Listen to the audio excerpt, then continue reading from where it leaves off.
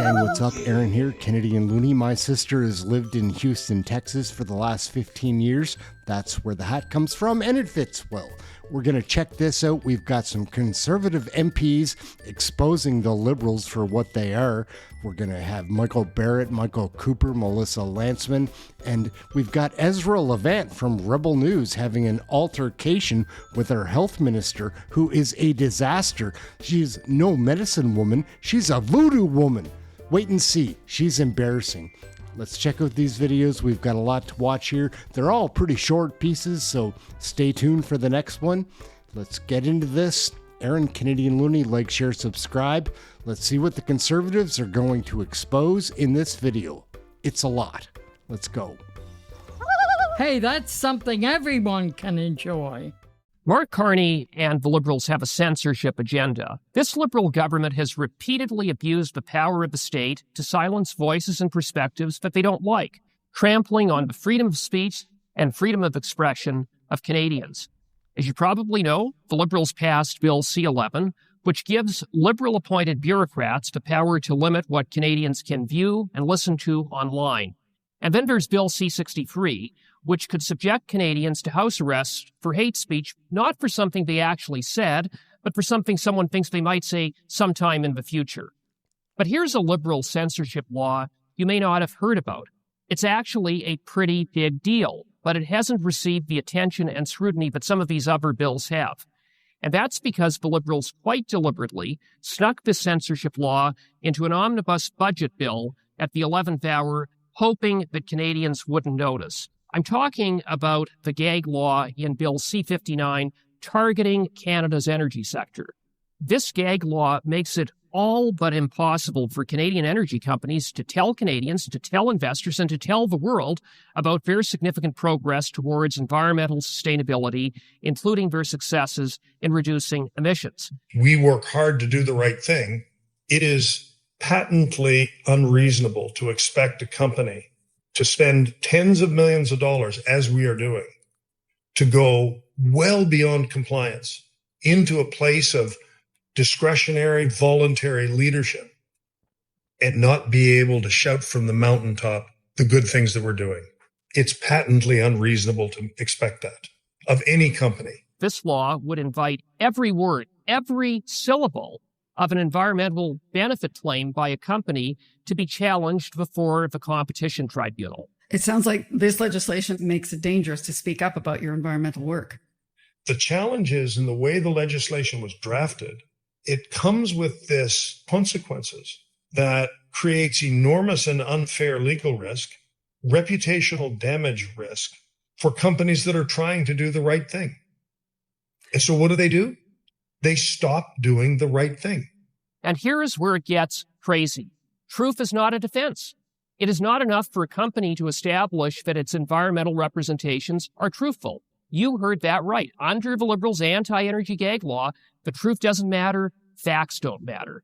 Instead, the onus is on companies to establish that their environmental benefit claims are based on an adequate and proper substantiation, whatever that means, in accordance with a so-called internationally recognized methodology that very conveniently isn't defined in the law. Instead of getting that clarity, what they got was confusion. And in some cases, those standards weren't widely understood. There was no guidance accompanying those standards.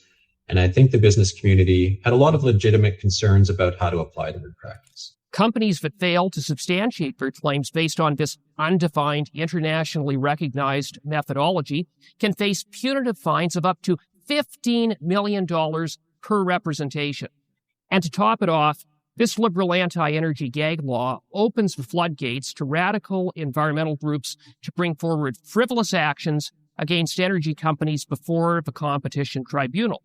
Before this law, only the independent commissioner of competition could seek an order against a business under the applicable provisions of the Competition Act. But now, under the Liberals' anti-energy gag law, non-governmental and not-for-profit groups have a new private right of action. So it's obvious what is going on here. This is all about shutting down truthful and evidence-based information about Canada's energy sector that gets in the way of the Liberals' radical anti-energy keep it in the ground agenda. And any company that dares to step out of line risks being tied up in litigation, harassed by radical environmental groups, subsidized with taxpayer dollars by Mark Carney's liberals, and forced to defend the truth against a vague and completely subjective standard, failing which they risk being hit with punitive multi-million-dollar fines. It's draconian, it's Orwellian, and it's exactly what the liberals are all about, controlling Canadians through censorship to advance their radical agenda. And we're squandering, I think, the opportunity as a country writ large to do some of the things that we should be doing really well. Mm-hmm. So just back to the election quickly. You mentioned the collapse of the NDP as probably the primary reason that the Conservatives didn't win more seats, right?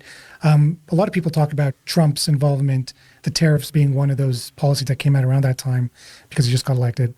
Did that have any role in the loss of the Conservative Party? Yeah, sure. I think I think Trump wanted a weaker negotiating partner, and I think he said that part out loud, and I think he said it out loud for everybody to hear. We're worse off today than and every month since the election. We've got more more tariffs, and we're paying higher tariffs on almost every sector, certainly steel and aluminum and canola and all of these things that are new. Like you have a guy who said that he would be the negotiator with Trump, and I think Canadians are worse off. I think that's the case with everything. We've got a federal, well, we don't have a federal budget yet, but we've got the budget watchdog saying that where the public accounts are is we're in the deficit territory of $68.5 billion right now. This is bigger than Trudeau, right? Like this is bigger than the most expensive prime minister in history. I've heard it's even going to approach $100 billion.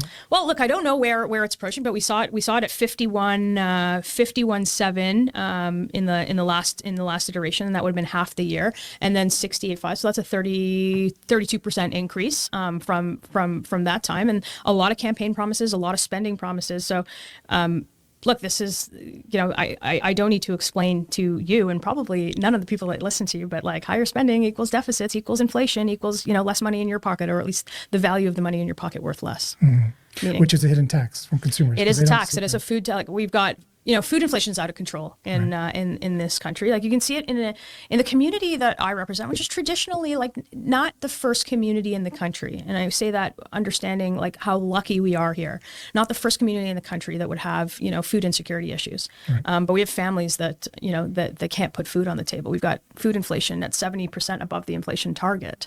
Add in all kinds of dietary restrictions and the tariff cost of bringing that in, and you've got a recipe for disaster in communities that traditionally didn't feel it before. Kosher food, for example, I keep kosher. Yeah. It's like, I'm telling you, like double. Everything's almost double over the last few years. It's crazy. You're looking on an average grocery bill. If you're a family of four, you're looking at $700 more this year than last year. Wow. Like that's for the average Canadian. For the average Canadian family of four. Wow. That's pretty crazy. Yeah. So take out all the special occasions, take out all of the special days that you want to celebrate as a family. Take out the holidays, and you're looking at $700 just to feed yourself. Wow. Maybe we'll get you into a little bit of trouble here, but I'm curious what your thoughts are on Trump as president of the United States, just generally. Look, as a Canadian, it is an incredibly difficult conversation to have, because a traditional relationship that had both parties on both sides of the border enjoying a very, very close friendship, strategic, military, people to people ties, entirely free trade, with all of those things and the uncertainty around them, it is really, really hard as a Canadian to think of anything else rather than our own resilience and a self-reliance on the things now that we have to build here. I think Trump, for me, more than anything, is a wake-up call as to the opportunity that we have in this country and what we have managed to squander. And I say the royal we, as what in the last 10 years, what the Liberal government has managed to squander in this country in terms of building ourselves up. So, almost a thankfulness for a guy that took a guy down south to remind us what we truly have here and the potential that we have here. That's a great answer. Because I'm also of two minds, because I tend to lean more conservative myself. Yeah. And Trump, governs as a conservative for all his foibles and flaws. That's what he does. And a strong America generally means a strong Canada, a strong Israel. The United States is a bulwark against all the terrible ideologies and countries that would do us harm, right? So that generally is good, but obviously you look at how he's been treating Canada, Sure. and it's a different thing entirely. And obviously I'm Canadian, I live here. I love this. I mean, I love this country so much. I think I won like the birth lottery for being born here. So I'm the second kid of a family. So first one in my family to have been born here. And I just like don't want to give up on this country. So no matter how much I think things are broken, I also think that there is so much ingenuity in this country to be able to fix them. And I think that sometimes it takes a guy like Donald Trump to remind us of that. Right. So you mentioned you're willing to fight for Canada. You're staying here. Obviously, you're I'm staying. a leader. You're in the fight, Yeah. If I'm packing my bags, then we're in real trouble. So I'm not going anywhere. You let me know. Yeah, I'm not going anywhere. You're gonna have to drag me out of here. That's great. And we need people like you really to really fight for Canada. I'll tell you, about a few years ago, I'd say before the COVID restrictions, it was unthinkable for someone like me, for many of my friends, family, to consider leaving Canada. Canada was never perfect, like no country is perfect, but it wasn't really a discussion point. Now, just about everyone I know, and I know a lot of people in all different walks of life, anyone who can leave is trying to leave Canada. The brain drain is very real. It's not a new thing. I think it's accelerated. Capital and people, talented people, those who have options are leaving Canada. Like, how do we stop that? Look, you certainly see the capital outflow, and there's lots of things we can do on the tax side, on the investment side, on the developing our own sort of God-given resources in this country. On the people side, I think it's a little bit different, and you worry about the ones that you lose because they're the job creators, they're the innovators, they're the ones that take risks. I think it's really, really hard to just uproot your life and move somewhere, and I think it's not an option for many, many people, right. Both from a family and life perspective, and then from a regulatory perspective. If they some of them probably work in jobs that are regulated. It's not so easy to get credentialed in other countries. It's never has been. I think we have to do everything in order to keep people here. And again, that's on the investment on the tax side, but it's also on just the cost of living, on the cultural issues here, on the getting the sense back of like bravado that you can do anything. Like you can be from any family, any background, any walk of life. And if you worked hard and you did everything right, we've got to be able to provide that dream. And that dream has to do with home ownership. And that dream has to do with opportunities in the workforce. And that dream has to do with stopping to put forward a lot of these policies that are making it impossible for people.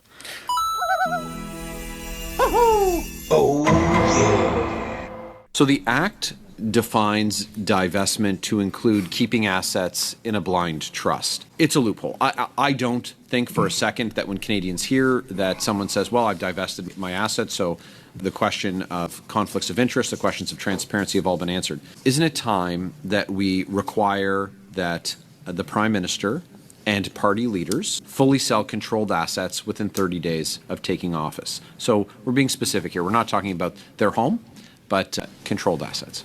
That, again, is a policy proposal. It's certainly worthy of discussion. I'll simply note the following things: that the member's right. Divestment is defined to include not divestment, which is a challenge. The second thing is the Commissioner has told us that the assets in these blind trusts are not mixing or churning the way one would expect them to, which does create a problem that people then know what's in their blind trust when the whole purpose of the trust is they're not supposed to.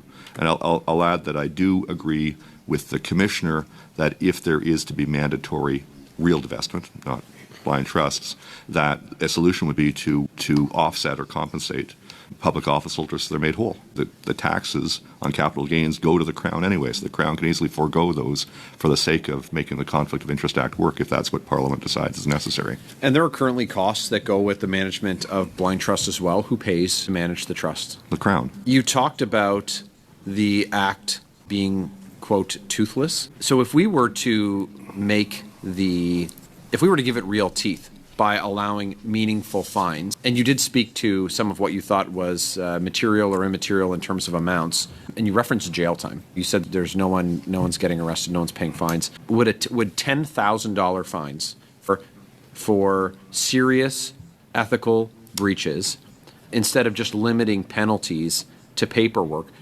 errors, do you think that would serve as sufficient deterrent for the people who'd hold these offices? No, I think that making something an offense and allowing for prosecution and conviction by the courts with real fines or imprisonment is the way to do it. But I'll add that, Chair, in response to the question. I have to say that may mean that some things go out of the law. The problem with making this an act and not having penalties is that you're actually giving the illusion that it means something, right? Every other time, most of the times, Parliament enacts something, it adds penalties. We have laws that govern marine transportation, our railways, our airports, our customs, and all that. And generally, when Parliament legislates, those who break the rules are subject to either administrative monetary penalties or most often prosecution and real penalties. The problem with this act is it's kind of illusory. It looks like it's, it means something because it's in an act, but it's not there. So the answer to the question is I think there should be real penalties, including the possibility of jail time, but that may mean that some rules have to be stripped out of the act if they are the kind of rules that ought not to be amenable to those harsher consequences. Thank you, Minister, for agreeing to accredit Rebel News. I very much appreciate your dedication to freedom of the press. I have a question about the ostrich farm. Now, don't worry, I'm not going to ask about the lawsuit because I don't want you to talk about anything that are before the courts. But there was a letter, and I noticed in the statement you talk about Canada-U.S. cooperation. I know that Robert F. Kennedy Jr., your U.S. counterpart, has written saying he thinks that there's some medical research value in these ostriches because they had avian flu, but then have recovered and are now immune. In fact, he's offered to do the research and even to pay for it. It seems to me that we need allies around Trump's cabinet table. And if you could throw him a bone and say, sure, Secretary Kennedy, you can study these birds, it's sort of no skin off Canada's nose. And don't you think it would be helpful to have an ally in Trump's cabinet when we're doing our trade negotiations? Prochaine question, merci. That's my question. Don't you think it would be helpful to have a friend? Next reporter, merci. Oh, you're not going to answer, Minister? Prochaine question, merci. I don't understand. Did I do something wrong? Next question, thank you. Minister, did I miss an answer? I don't get it. Okay, I'll sit down. I guess it's question period, not answer period. Merci beaucoup. All right, gang, we'll wrap it up there. Aaron, Canadian Looney. At some point, these liberals are going to be held accountable. I hope. Don't you? Like, there's been so many dupes and dives and weird things that they've done. Like, just straight up corruption. I mean, it's no joke what they're trying to do, which is destroy Canadian culture and take that all away from you to line their pockets with the resources that Canada has. And right now, the resource they're taxing are the Canadians that have been here. It's gross. Aaron, Canadian Looney, thank you for watching this video. Everyone has an opinion about Canadian federal politics. Get your information right here. That's it. We'll catch you in the next video. Thank you for watching this one. Ciao for now.